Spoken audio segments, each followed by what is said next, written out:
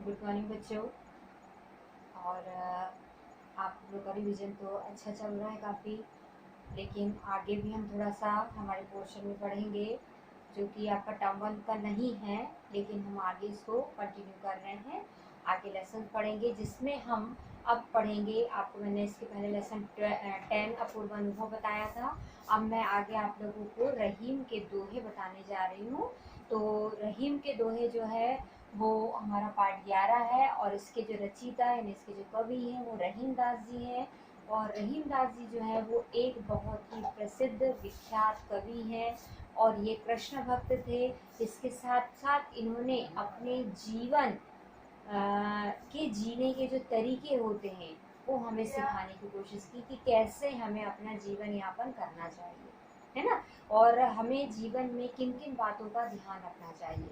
तो आगे इनके दोहों के द्वारा हम समझते हैं। जैसे पहला है, कही रहीम संपत्ति सगे, बनत बहुत बहुरीत, विपत्ति कसोटी जे कसे, ते साचे में।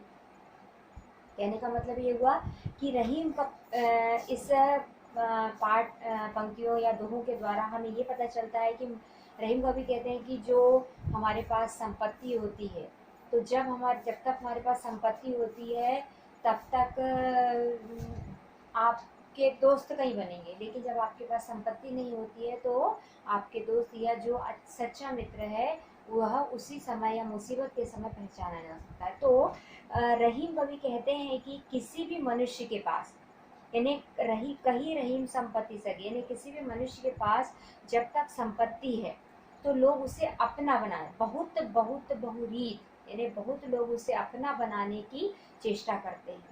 विपत्ति कसोटी जे कसे, विपत्ति के समय जो काम आए वही सबसे अच्छा मित्र, ते साचे में, वही सबसे अच्छा मित्र है। जाल परे जल जात बही, तजी मीनन को मोह, रहीमन मछरी नीर को, तजऊ न छाड़ती छो। मोह, माया, यानी हम किसी पैसे का या इसका मोह जो करते हैं, उससे हम अधिक स्नेह जो करते हैं, उसके वजह से क्या दिक्कत होती है वह ये बता रहा है। तो कवि कहते हैं कि रहनदास जी कहते हैं कि सागर, नदी या तालाब में मछलियां पकड़ने के लिए जब जाल डाला जाता है तो जाल से पानी बह, अब जाल है तो जाल में पानी तो ठहरेगा नहीं, बट उसको वो जीने का माध्यम बताते हैं रहीमदास जी कि जैसे जाल में पानी नहीं होता है, जाल यानी विपत्ति आने पर मतलब जाल जो है वो पानी जो है वो मछली का साथ छोड़ देता है, उससे मोह छोड़ देता है, तो पानी बह जाता है, उससे मछलियों से कोई कोई मोह नहीं रह जाता, मतलब वो मछलियों का मोह छोड़ देता है। लेकिन ऐसी स्थिति में भी जो मछलियां हैं वो पानी से मोह नहीं छोड़ पाती है। स्वाभाविक है कि पानी से बाहर आने के बाद मछलियां मर जाती हैं, वो उनके श्वसन के कारण है, लेकिन उनको हम जीवन में क्या कह रहे हैं कि वह अपना पानी से मोह नहीं छोड़ पाती, और वह तड़प तड़प कर क्या होती है, अपने प्राण त्याग देती है, पानी के अभाव में अपने प्राण त्याग देती है। उनका कहने का मतलब आशय ये है कि हमें कोई चीज़ से इतना लगाव नहीं होना चाहिए कि जिसके लिए हमें अपने तड़प तड़प के अपने जीवन का को त्याग करना पड़े। नेक्स्ट है, कवि तरुवर फल नहीं खात है, सरवर पियत न पान, कही रहीम पर काजित, संपत्ति सचै सुजान। वो क्या कहना चाह रहे हैं, रहीम दास जी क्या कहना चाह रहे हैं कि प्रकृति सदा से ही परोपकार, जो प्रकृति, उनने उदाहरण क्या दिया है कि हमको प्रकृति के जैसे बनना है। जैसे प्रकृति क्या करती, प्रकृति मतलब नेचर क्या देती है हमें, बिना कुछ लिए हमें बहुत कुछ देती है, वो हमारे पर परोपकार की भावना है, उसके अंदर परोपकार की भावना, इन्हें बिना स्वार्थ के किसी को कुछ देना। जैसे कि तरुवर फल नहीं खात है, पेड़ अपने फल स्वयं नहीं खाता। सरोवर पियत न पान, सरोवर मतलब तालाब अपना पानी स्वयं नहीं पीता। कही रहीम पर काजित, संपत्ति संजय सुहान, दूसरों के हित के लिए जो संपत्ति और धन का एकत्र करता है वही सज्जन होता है, वही क्या होता है, साधु या उसके समान होता है। दूसरों की भलाई करता है वही सबसे अच्छा सज्जन कहलाता है, वही सबसे अच्छा व्यक्ति कहलाता है जो दूसरों के लिए धन इकट्ठा करता है ना। नेक्स्ट है, थोते बादर ग्वार के, जो रहीम घरात, धनी पुरुष निर्धन भये, करे पाछली बात। मतलब क्या हुआ कि जैसे कभी कभी क्या होता है कि किसी किसी लोगों के पास पैसा नहीं होता, लेकिन वो दिखावा इतना करते हैं कि जैसे हमारे पास बहुत पैसा था, या ऐसा होता है कभी कभी कि उनके पास बहुत पैसा होता है और वो बाद में थोड़े से निर्धन हो जाते हैं, लेकिन फिर भी वो जो अपनी शान शौकत है वो अमीर जैसे पहले थे वो वैसे ही दिखाते हैं। तो क्या कहते हैं कि कुछ धनी लोग यानी थोते बादर गुहार के जो रहीम घबराहट धनी पुरुष निर्धन भय।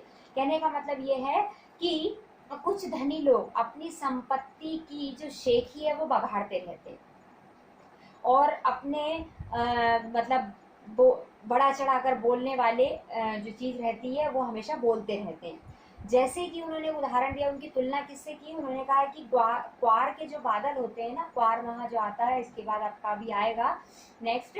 तो उसके बाद जो उसमें जो बादल आते हैं वो क्या होते हैं, गरजते हैं, ऐसा लगता है जैसे बहुत पानी गिरेगा, लेकिन उनसे पानी नहीं गिरता है। अर्थात वर्षा ऋतु के बादल जब गरजते हैं तो मतलब वर्षा ऋतु यानी सावन भादों के बादल यानी श्रावण, और उसके बाद जो भादव आता है उसके हिंदी महीनों के नाम, उसमें वो क्या करते हैं, जो बादल हैं वो गरजते हैं और बरसते भी हैं। लेकिन जो क्वार के बादल होते हैं उस समय जो बादल आते हैं वो गरजते तो हैं, लेकिन वह पानी जलहीन होते हैं, उनसे पानी नहीं मिलता, परंतु जलहीन होते हैं और वो बरस नहीं सकते। तो इसी प्रकार कहने का मतलब ये कि जो बड़े बड़े लोग होते हैं जिनके पास धन कम हो जाता है या चला जाता है तो वो पढ़ाई तो खूब करते लेकिन किसी को धन नहीं दे सकते।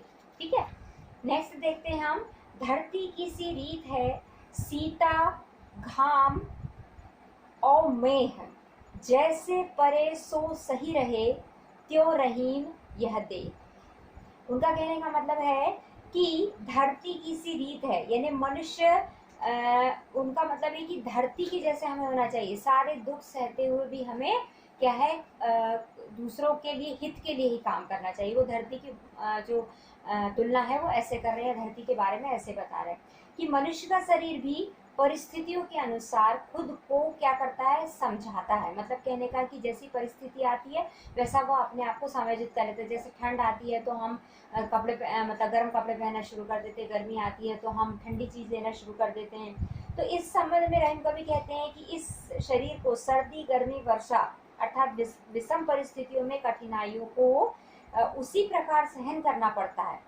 मतलब जैसे हमारे शरीर को भी ये सब मौसम जैसे सहन करना पड़ता है, जैसे कि धरती जो है वह इन सब मौसमों को क्या करती है, सहन करती है। उसके बाद भी वह क्या करती है, उसके बाद भी हमें उसका मतलब अच्छा देने की कोशिश करती है, अच्छा दिन अपने आप को क्या कर लेती है, वह मैनेज कर लेती है, एडजस्ट कर लेती है। ठीक है, तो ये थे आपके इस तरह सारे दोहे। और इन दोहों में जो रहीम कवि है वो हमें जीने की प्रेरणा और हमारा कैसा जीवन जीना चाहिए हमें उसके द्वारा, और जीवन में किन बातों का हमें ध्यान रखना चाहिए उसके बारे में आपको बता रहे हैं। तो इसका जो आपका ये एक्सप्लेनेशन था, इसके बाद मैं आपको इसके क्वेश्चन आंसर्स और इसके भावार्थ आपको बताऊँगी। आई होप कि ये जब तक ये पोर्शन जब तक आए तब तक हमारे स्कूल सामान्य तौर से चालू हो जाए तो अच्छी बात है।